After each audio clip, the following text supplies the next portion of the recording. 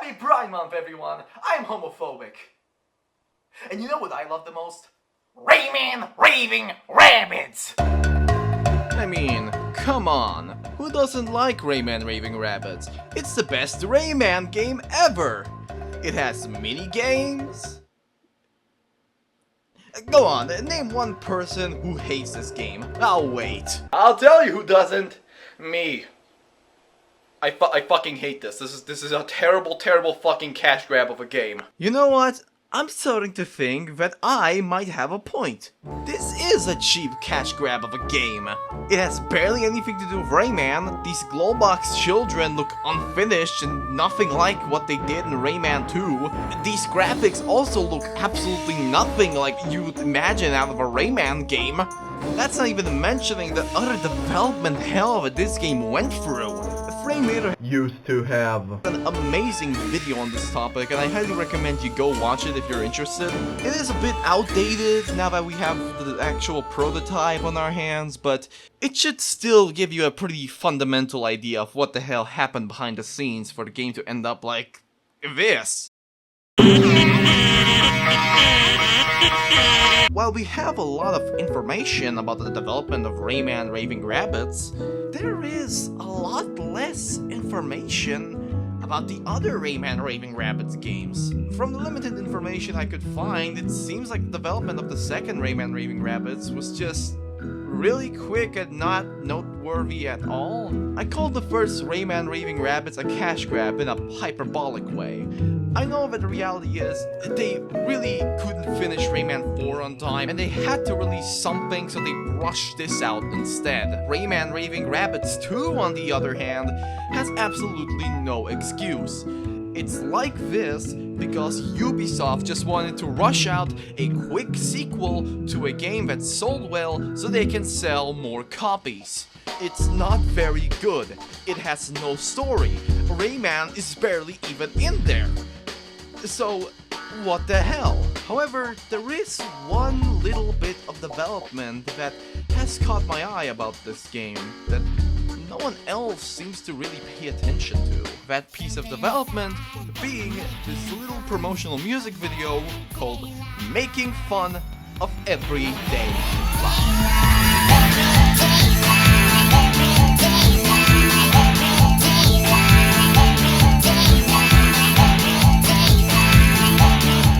So, what is this? This is a promotional music video that served to, well, promote Rayman Raving Rabbids 2.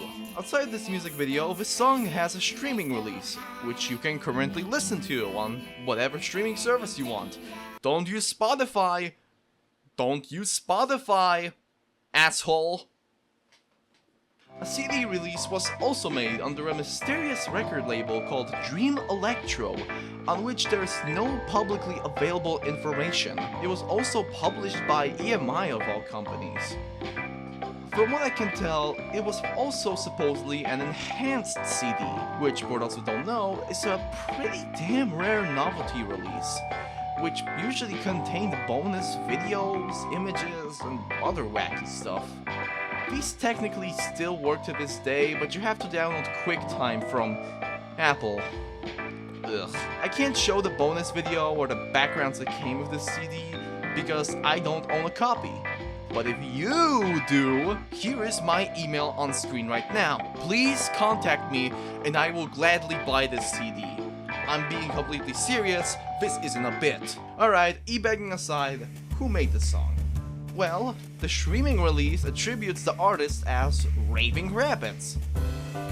Alright, let me rephrase that then. Who made this song? Well, there are only a few low-quality images of the CD that are just barely readable. But when reading them, you can quickly conclude that these do not include any sort of credits on them.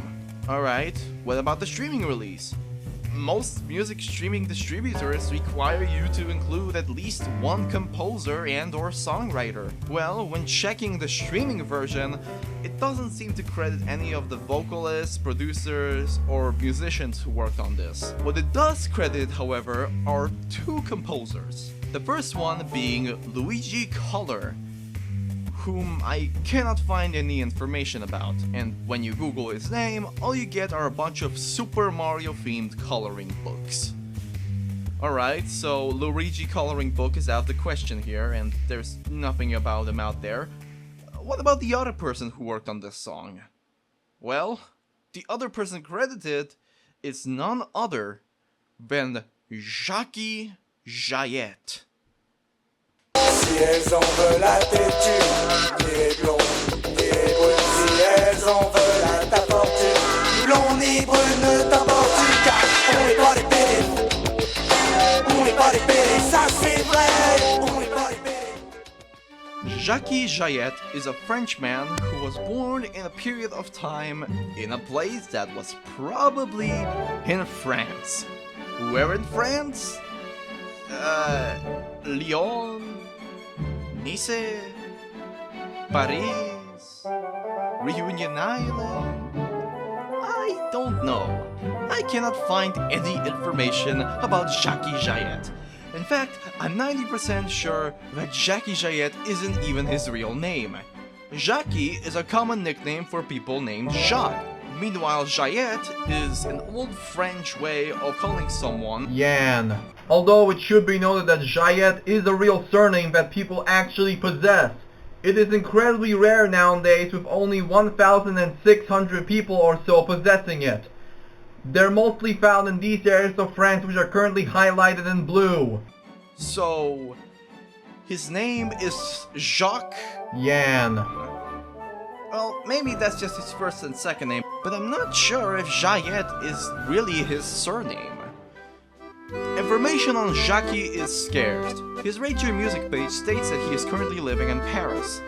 The page cites two sources, one being a MySpace account which hasn't been touched in years. A few photos and even a whole song were uploaded onto it, but MySpace decided to ruin everyone's day in 2019 and had a server error which deleted millions of files. So this page is pretty much a dead end.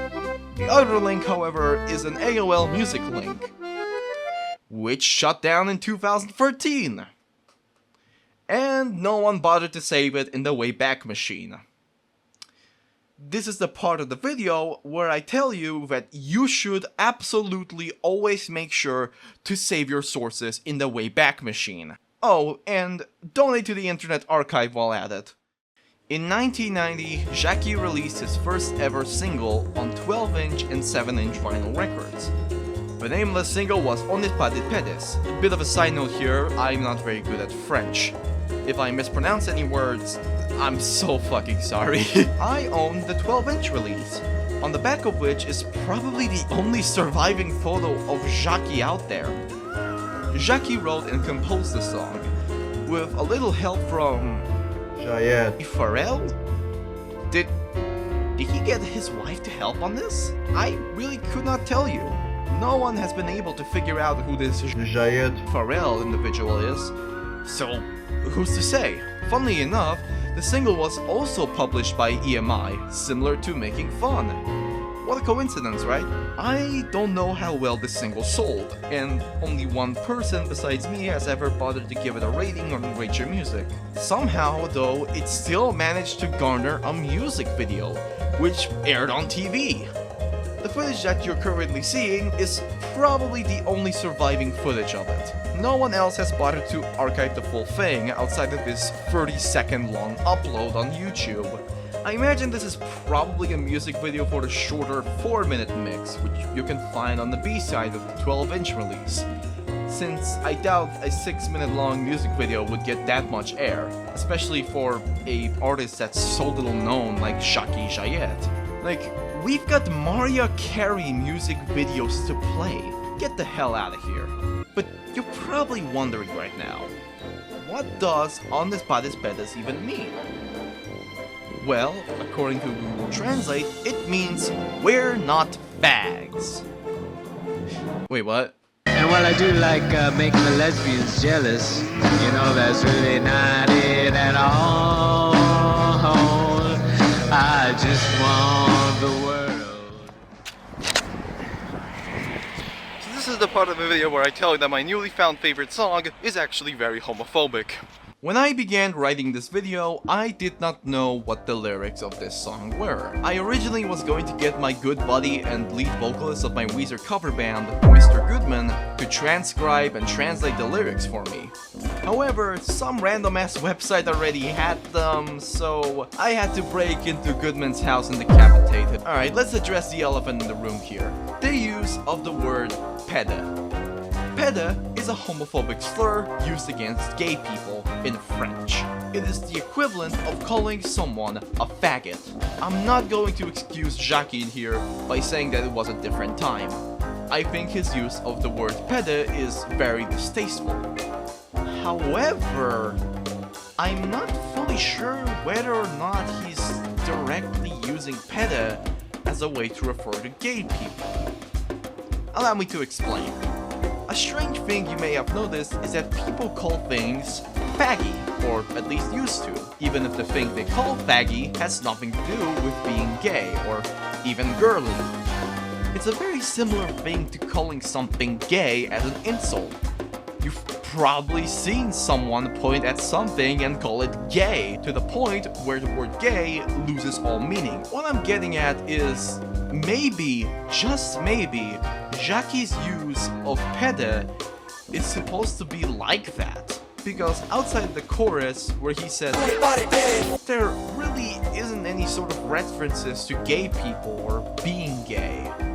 The song is about having sex with women and sea monsters? I guess there's this throwaway line.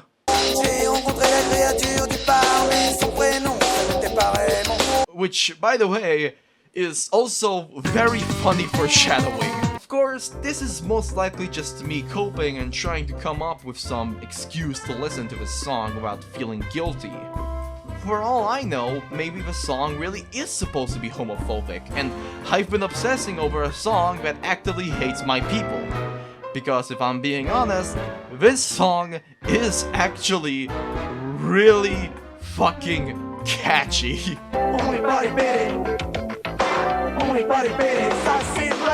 So in the end, is Jacky's song really that homophobic? Yes it is, I'm not even gonna pretend like it's not. I'm not even gonna humor you. Jacky's use of the homophobic slur is disgusting, even if he meant it in a, different way. So, I think in the end that Jacky is... Oh my fucking god. Did you guys see that? What the fuck was that? That was crazy! I've gotta get out of here. What the hell, man, was that?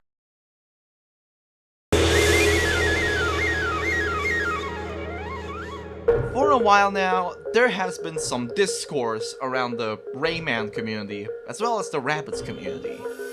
Mainly about how the Rabbids, quote-unquote, killed Rayman.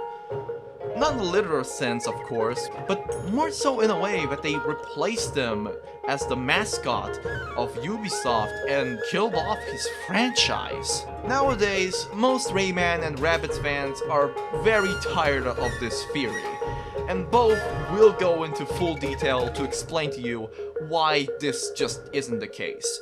I'm not gonna do that here, you can do research on your own.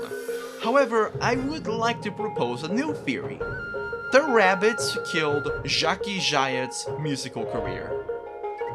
Okay, to give you an idea of what the hell I'm even talking about here, let's look at the timeline of releases we have here.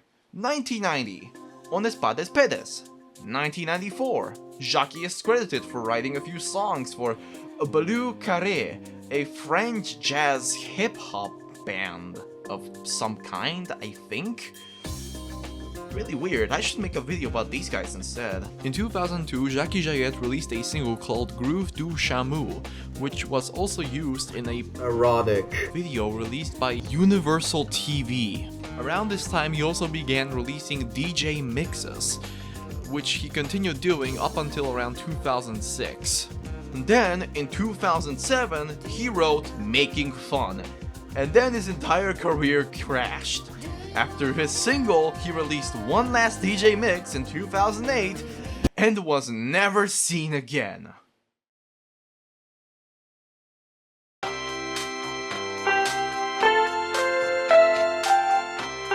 So, did Ubisoft hire a homophobe to write a promotional song for the cash grab game and then ruin his whole career for no reason?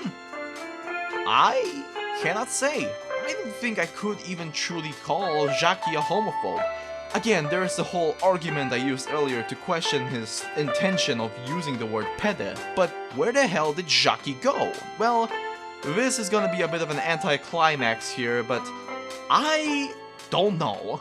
His last release was that DJ mix in 2008, and he seemingly hasn't made any music since. I did, however, find one comment claiming that they have found Jacky's Facebook page. I'm not going to show it on screen as I don't really know if this is our Jacky Jayet. If it is, then it seems that he has fully moved on and is now focused on a different way to express himself in art. I'm not gonna say how because again, I don't want people harassing this Jacky Jayet in case he's not our guy. And even then, I should probably put a disclaimer right now. Don't look for Jacky Jayet, don't harass him.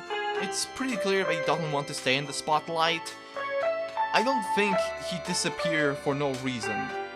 I know I said earlier that the Rabbids might have killed his musical career, but I also think it's just as likely that he just doesn't want to make music anymore and doesn't want to be famous. And that's fine. If Jacky Jayet is watching this by chance, just know that I enjoy your work. But I also think it'd be really fucking funny if Ubisoft hired you to make another promotional song again. I'm just saying. What if I should walk to you, tell you what I think of you? Would you say